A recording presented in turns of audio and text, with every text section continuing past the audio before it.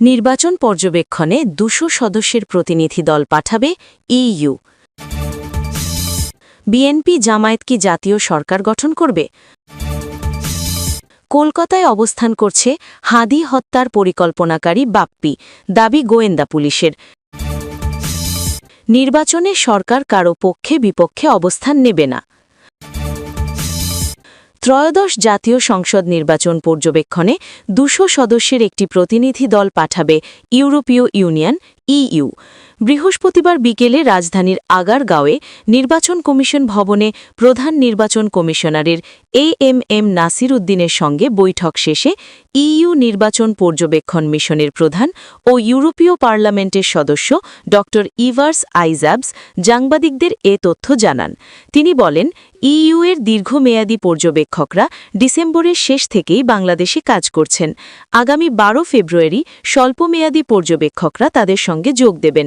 ইউরোপীয় পার্লামেন্টের সদস্যসহ সব মিলিয়ে নির্বাচনের সময় ইইউ এর ২০০ জন পর্যবেক্ষক মাঠে থাকবেন।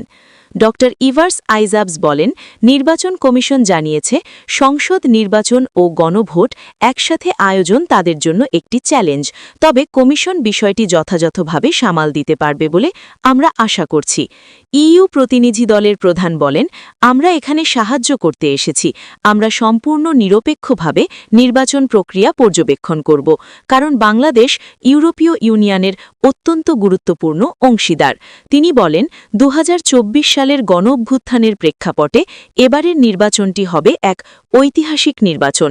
অন্তর্বর্তী সরকারের অধীনে অনুষ্ঠিত হতে যাওয়া নির্বাচনের মাধ্যমে গঠিত সংসদ দেশের ভবিষ্যৎ নির্ধারণ করবে বলে আমরা আশা করি। বিএনপি জামায়াতকে জাতীয় সরকার গঠন করবে? আগামী ১২ ফেব্রুয়ারির সংসদ নির্বাচনের পর জাতীয় সরকার গঠনের কথা বলছে জামায়াতে ইসলামী, আর বিএনপি বলছে জাতীয় ঐক্যমত্যের সরকার গঠনের কথা। প্রশ্ন উঠছে, বিএনপি ও জামায়াতের দুটি প্রস্তাবের মধ্যে কোনো যোগসূত্র আছে কিনা, অথবা কোনো পার্থক্য আছে কিনা। সম্প্রতি বিএনপির ভারপ্রাপ্ত চেয়ারম্যান তারিক রহমানের সঙ্গে এক বৈঠকের পর জামায়াতের আমির শফিকুর রহমানের বক্তব্য ঘিরে জাতীয় সরকার গঠনের প্রশ্ন নতুন করে আলোচনায় এসেছে। যদিও সেই বৈঠকে জামায়াতের আমির সুনির্দিষ্ট কোনো সরকার কাঠামোর কথা বলেননি, কিন্তু তার বক্তব্যে এসেছে যে নির্বাচন পরপরই সরকার গঠনের আগে তারা বিএনপি নেতার সঙ্গে কথা বলতে চান। তারা জাতির স্থিতিশীলতার স্বার্থে সিদ্ধান্ত নিতে চান সবাই মিলেমিশে।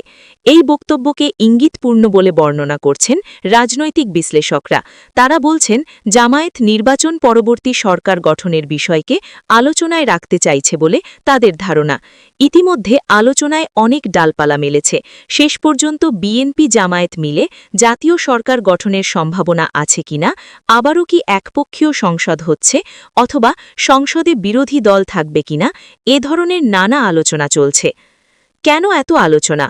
তারিক রহমানের সঙ্গে জামায়াতের আমির শফিকুর রহমানের বৈঠকটি ছিল ভিন্ন এক প্রেক্ষাপটে। বিএনপি চেয়ারপারসন খালেদা জিয়ার মৃত্যুর একদিন পর ১ জানুয়ারি তার দলটির গুলশানের কার্যালয়ে শোক বইতে স্বাক্ষর করতে গিয়েছিলেন শফিকুর রহমান। সেই সময় জামায়াত নেতা বৈঠক করেন বিএনপির ভারপ্রাপ্ত চেয়ারম্যানের সঙ্গে। ভিন্ন এক পরিস্থিতিতে বৈঠক হলেও জামায়াত নেতা রাজনীতি ও নির্বাচন পরে সরকার গঠনের প্রশ্নে তাদের দলের মনোভাব তুলে ধরেন। বৈঠক শেষে জামায়াতের আমির সাংবাদিকদের বলেছিলেন, আমরা বলেছি যে ৫টা বছরের জন্য জাতির স্থিতিশীলতার স্বার্থে, একটা সুন্দর পরিবেশ ফিরিয়ে আনার স্বার্থে আমরা সবাই মিলেমিশে ভালো কোনো চিন্তা করতে পারি কিনা সেটাও আমাদের চিন্তা করা দরকার। আমরা এটাও বলেছি, নির্বাচন পরপরই সরকার গঠনের আগেই আমরা ইনশাআল্লাহ বসব, খোলা মনে কথা বলব, জাতির জন্য আমরা চিন্তা করব, জাতির জন্য আমরা সিদ্ধান্ত নেব।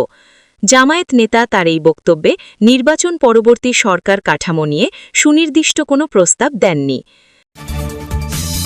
মিরপুরের সাবেক ওয়ার্ড কাউন্সিলর ও যুবলীগ নেতা তাইজুল ইসলাম চৌধুরী বাপ্পির পরিকল্পনা ও নির্দেশে ইনকিলাব মঞ্চের নেতা শরীফ ওসমান হাদিকে গুলি করে হত্যা করা হয়েছে বলে দাবি করেছে ঢাকা মহানগর গোয়েন্দা পুলিশ। ডিবির তথ্য অনুযায়ী হত্যাকাণ্ডের প্রধান পরিকল্পনাকারী বাপ্পি গা ঢাকা দিয়ে আছেন কলকাতায়। যদিও হাদি হত্যার সঙ্গে যুক্ত অন্যান্য আসামিরা ভারতে অবস্থান করছেন এমন কোনো তথ্য ভারতীয় পক্ষ স্বীকার করেনি। অনুসন্ধানে দেখা যায় কলকাতার রাজারহাট ওয়েস্ট বেরাবেরি মেঠোপাড়া এলাকার ঝনঝন গলি নামের একটি পাড়ায় 4তলা বিল্ডিংয়ের প্রথম তলার একটি ফ্ল্যাটে বাপ্পি আত্মগোপনে আছেন। তার সঙ্গে আরও 4 থেকে 5 জন আওয়ামী লীগ নেতাকর্মী রয়েছেন, যাদের প্রত্যেকের বিরুদ্ধে একাধিক মামলা রয়েছে।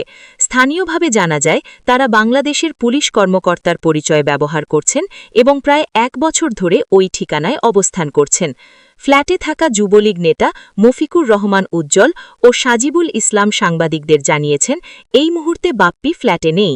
ডিবি সূত্র জানিয়েছে হত্যার শুটার ফয়সাল করিম ও সহযোগী আলমগীর হোসেনও ভারতে পালিয়ে আছেন।